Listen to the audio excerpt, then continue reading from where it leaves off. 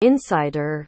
Compared to the normal power rankings that focus on where a team currently is. ESPN.com's future power rankings tackle the trickier task of figuring out how teams will fare over the next 5 years.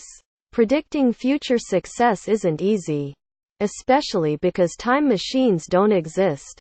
To tackle this uncertainty, Buster Olney provided the overview on where things stand for each team, while Dan Szymborski ranked teams in 4 categories, explained below. To attempt to cut through the fog of uncertainty, the rankings were used to compute each team's overall score out of 30 points.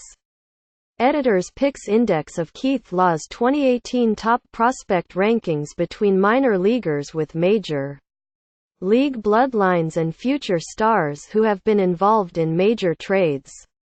There are plenty of familiar names on this year's list.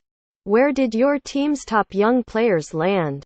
If homers drop off in 2018, which players and teams are helped or hurt the most?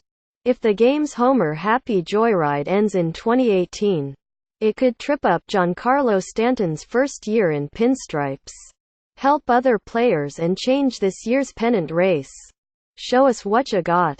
Players with something to prove in spring training. The games don't count, but the results will matter for Shohei Ohtani and 9 others who need to respond to new challenges and show new skills to star in 2018. 2 related. Current talent. 25% of the ranking. While a team's farm system has the heaviest weighting, the talent a team has right now is a large part of predicting the future as well. Good players now, especially those younger than 30, are likely to continue to be contributors for the next few years.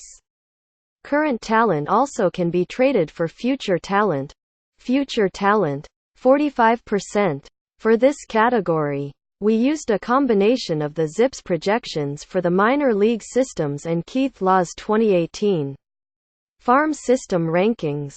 In order to get the best of both man and machine, farm systems are as important for contenders as rebuilders. Given that nobody has enough money to obtain all of their needs by spending alone. Financial support. 20%. Poorer teams and/or teams in smaller markets do have the ability to compete in baseball.